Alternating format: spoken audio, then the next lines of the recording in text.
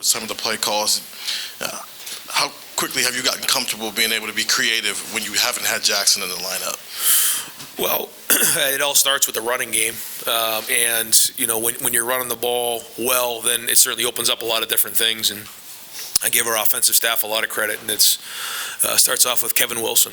Kevin Wilson is one of the best offensive minds in college football, and continues to come up with great game plans in that meeting room with Brian Hartline and Tony Alford. You think about some of the guys we have in that room, Justin Fry. We got some really bright minds in there, so you go in there and you just come up with different ideas, and the best idea wins. But it all starts with the physicality up front and running the football effectively, and that opens up everything else. Over to the left, Austin Ward, Rivals 97.1. Ryan, you mentioned throughout the week how much respect you have for Michigan State's program, and then the, I guess, quote-unquote, new challenge of going on the road, at least for this season, to handle your business as relatively quickly as you all did in the first half. What does it mean? What does it say to you about this team? Well, it didn't exactly start the way we wanted it on offense, and nobody panicked at all. I thought the way the defense played, Lathan got the early interception, and just across the board, we gave up a couple things on the outside and a couple penalties, but after that, and you look at it, they did a great job of, stopping the run. I thought defensive line was strong.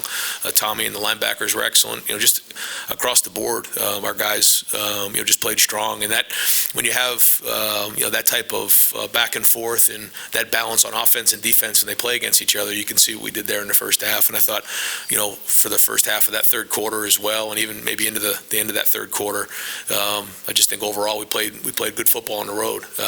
Certainly not perfect, and then it got a little sloppy in the fourth quarter, but we just wanted to get some guys out of the game and make sure that we got to the bye week as healthy as we could. Looking forward to getting to the bye week, looking forward to getting guys healthy and reflecting on the things that we did well in the first 6 games, but also projecting where we need to be and where we need to go. So great to get this win on the road and get into the bye week.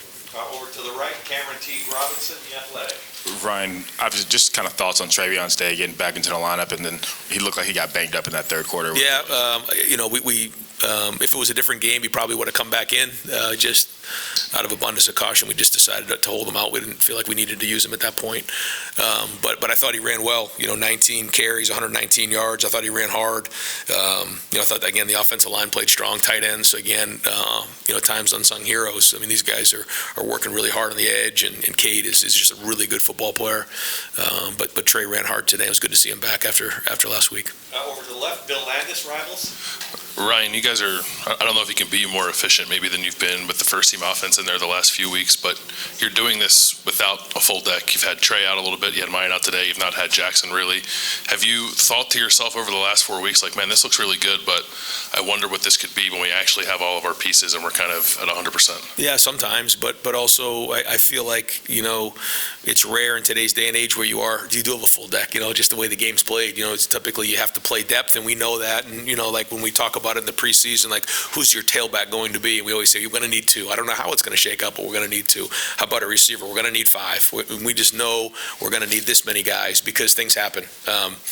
But it is exciting to know that, if we can get everybody back in there, then, at full strength, then, certainly we can put a lot of stress on defenses. Over here to the right, Clay Hall, WSYX. Was Mayan getting kind of a maintenance day, and your new running back, Xavier Johnson? I thought, we tried to be a little creative going into this game with some of the things that we did, and held some things, but tried to do a couple different. And I thought Xavier ran the ball hard. He did a nice job on some of those runs. He's a weapon for us. You saw it in the Notre Dame game. You can see it today. He's a good player. But across the board, I thought that unit played well today. Obviously, Marvin made some amazing catches, but Emeka plays tough. He catches the ball. He and Julian over the middle and takes some of those shots, but keeps going. Warriors. And I'm proud of the way those guys played.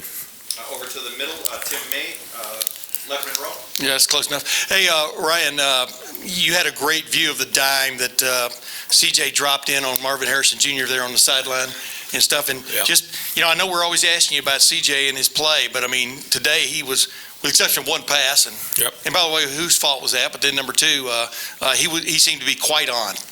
Well, it was a little bit of a miscommunication there.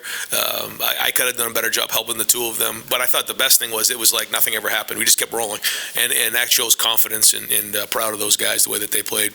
But yeah, that was a tremendous catch by Marvin. I mean, I was amazed. It was like he jumped up and caught it by his ankles. I mean, it was just an acrobatic catch by just a tremendously talented player.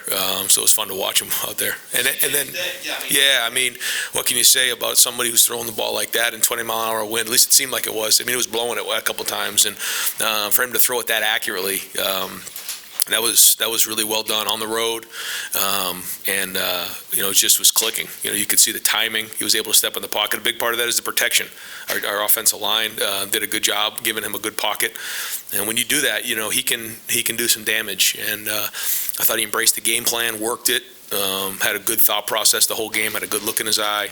To throw, was he 21 to 26? That was a 361 and 6 touchdowns. That's one heck of a day on the road. So, especially, at a program as proud as Michigan State and coming in here as our first road game, big day for CJ. Bill Rabinowitz, Columbus Dispatch.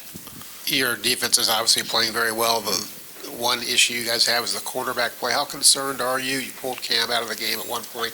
You were talking to him. Can you share what you shared with him, and how big a concern is that for you? Well, again, I keep looking at it, and we're there.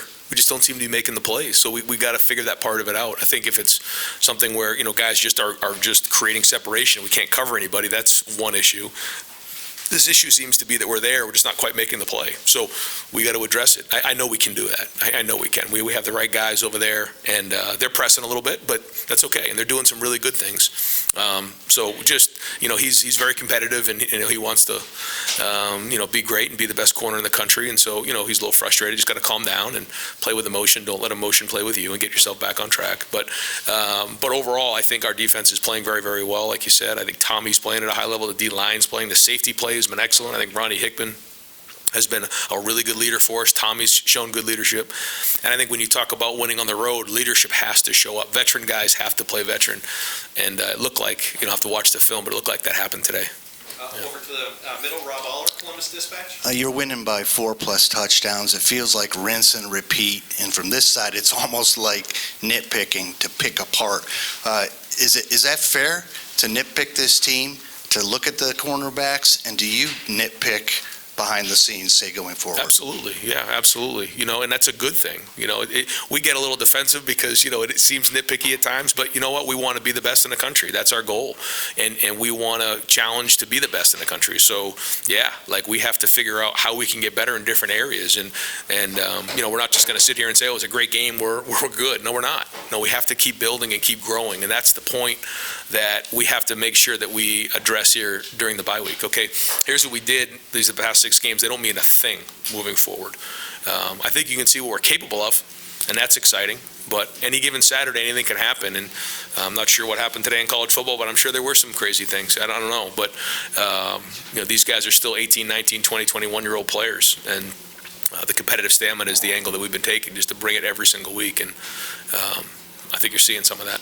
Folks, we'll have a few more questions for Coach David. In the meantime, I do have wide receiver Emeka Abuka on the wall there. If a few of you want to have a group huddle with him right there. But we'll continue with Coach Dave over here to the left. I'd have a few questions for Emeka if I was a reporter.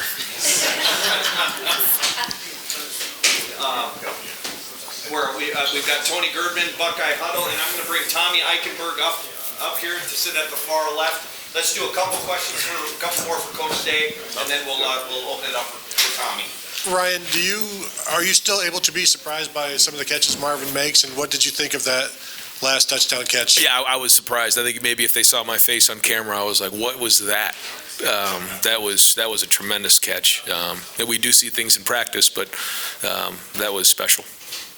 Over here in the middle, Dan Hope, 11 Warriors. Yeah, Ryan, just to follow up on Travion, it seemed like he was running with a little bit of an extra edge there in that first half. Did you see some extra fire from him this week after not being able to play last week? Yeah, I don't know if that's what it was, but I saw it too. I thought he was running hard. He was running physical. He was finishing runs. Yeah, you could see that. He had a bounce in his step, and he was running determined. Yep.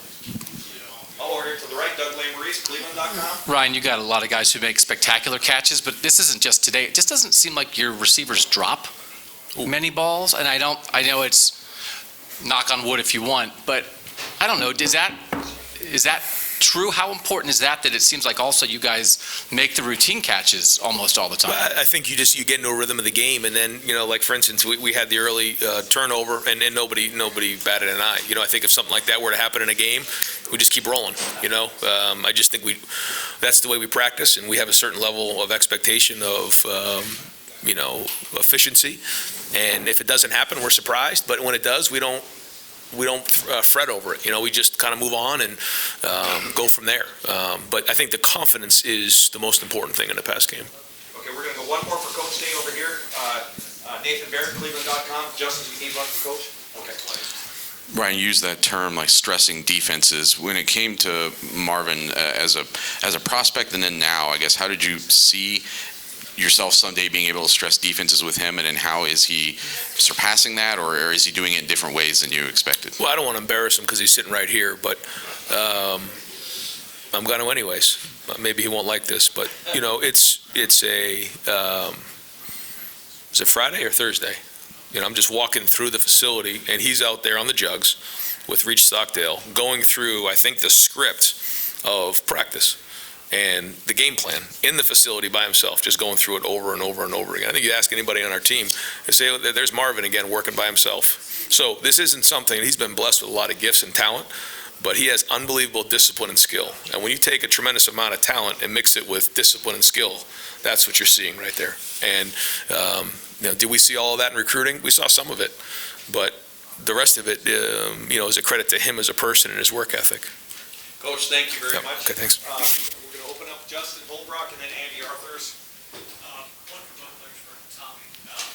7 yards rushing for Michigan State. What goes into that? It's a mentality. It's a mindset for that defense to not give up more than 10 yards rushing.